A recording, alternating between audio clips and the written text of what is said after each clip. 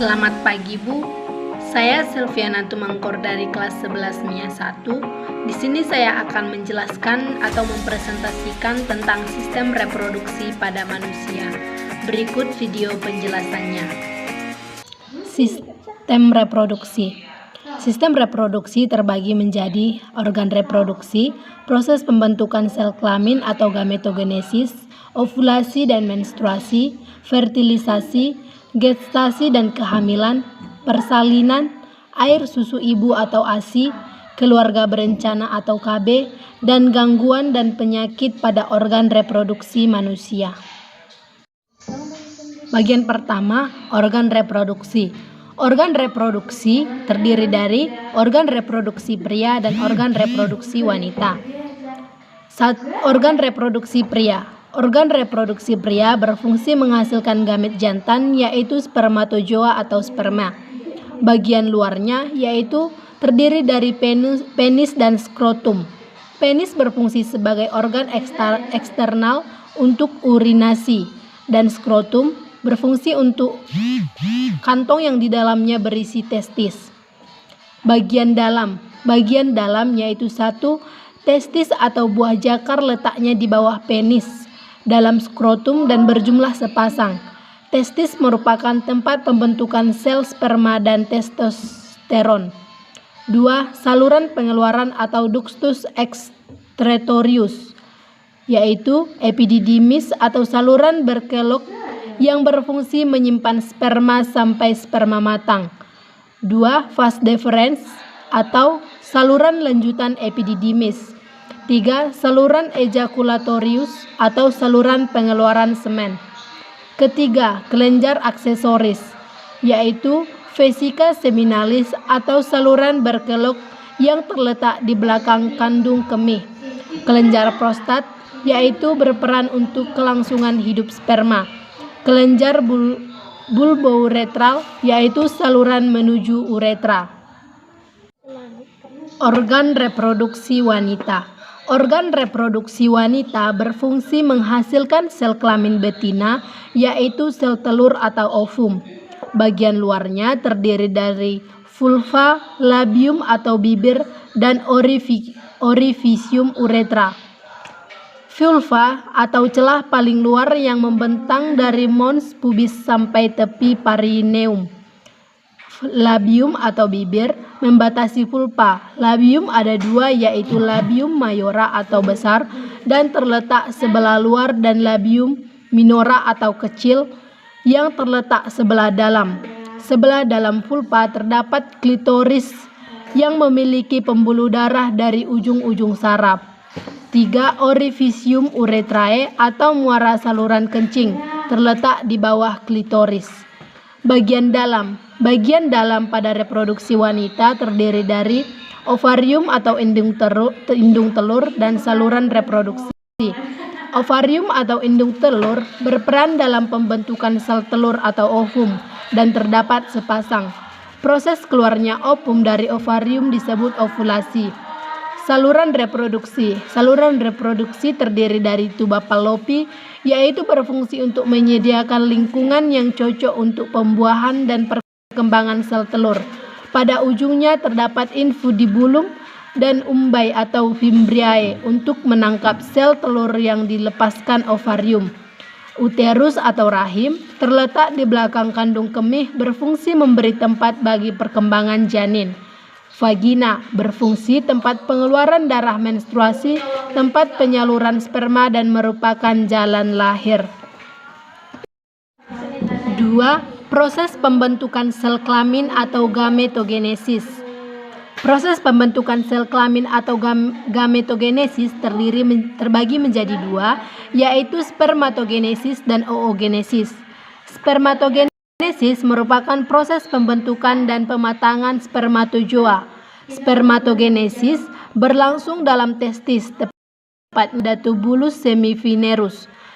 Dalam tubulus semifinerus terdapat banyak sel induk sperma, yaitu spermatomium. Proses spermatogenesis, yaitu spermatogenesis atau 2N atau seutuhnya, akan membelah secara mitosis menjadi spermatosit primer atau spermatosit 1.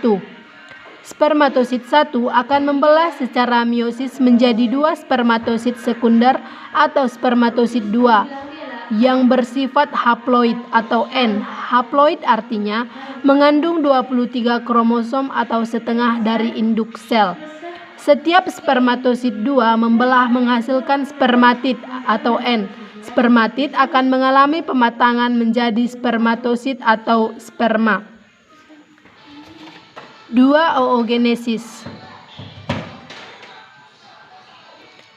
Oogenesis merupakan proses pembentukan ovum dalam ovarium. Ovarium banyak mengandung sel induk telur atau oogenium yang bersifat diploid atau 2N.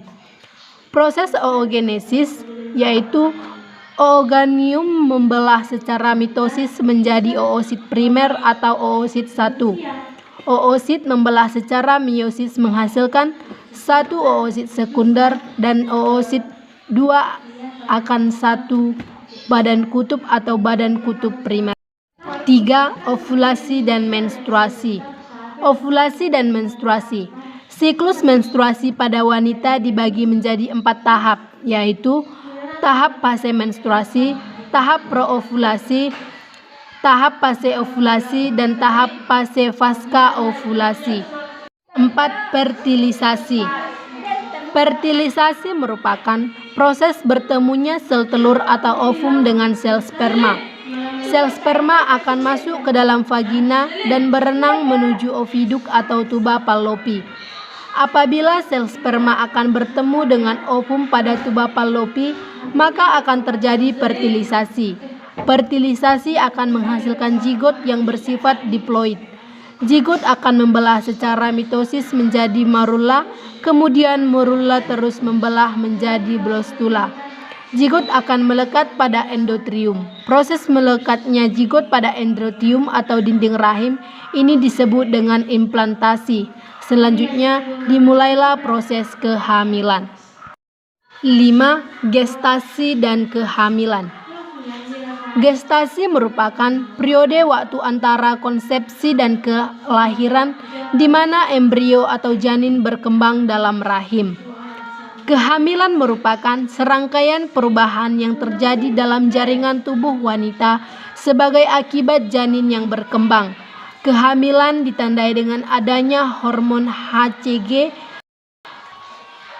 dalam urin. Perkembangan kehamilan dibagi menjadi 3 trimester, yaitu 1 trimester pertama, embrio akan merangsang kelenjar dalam dinding rahim untuk memproduksi hormon reproduksi untuk mempertebal dinding rahim untuk implantasi janin. Perkembangan embrio yaitu mata berkembang sempurna tetapi kelopak mata masih menyatu, hidung membentuk jalur dan telinga luar muncul. Detak jantung sudah bisa terdeteksi dengan panjang janin 7,5 cm dan berat 28 gram. 2 trimester kedua yaitu hormon HCG akan stabil dan plasenta akan menyekresikan progesteron untuk menjaga kehamilan. Perkembangan janin yaitu kepala sudah mulai proporsional, kulit keriput merah muda, panjang 27-35 cm dan berat 567-871 gram.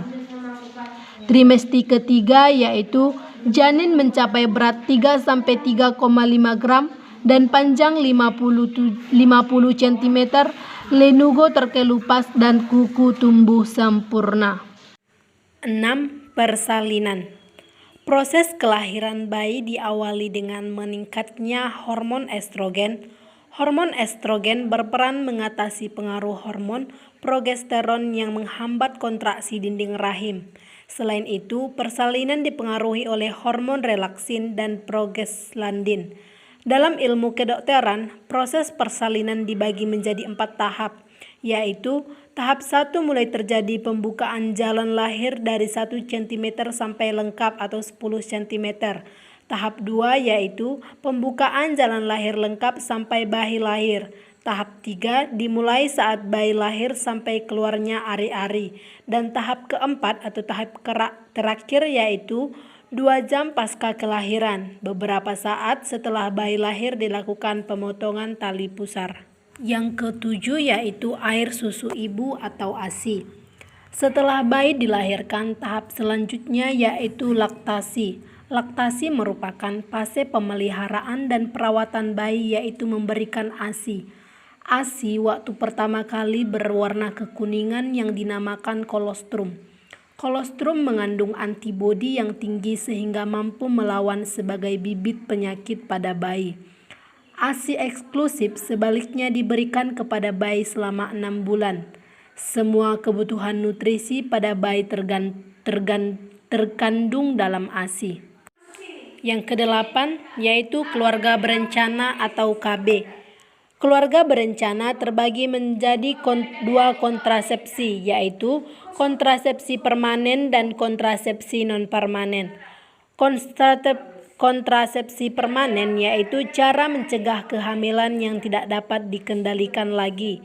Sedangkan kontrasepsi non-permanen merupakan kontrasepsi yang satu saat masih kehamilannya dapat dikembalikan. Poin yang ke-9 atau poin yang terakhir yaitu gangguan dan penyakit pada organ reproduksi. Gangguan dan penyakit pada organ reproduksi terdiri dari 1. Prostatitis, 2. Kanker serviks, 3. Endometriosis, 4. Infertilisasi, 5. Sifilis, 6. Gonorrea, 7. Infeksi Trichomonas, dan lain-lain.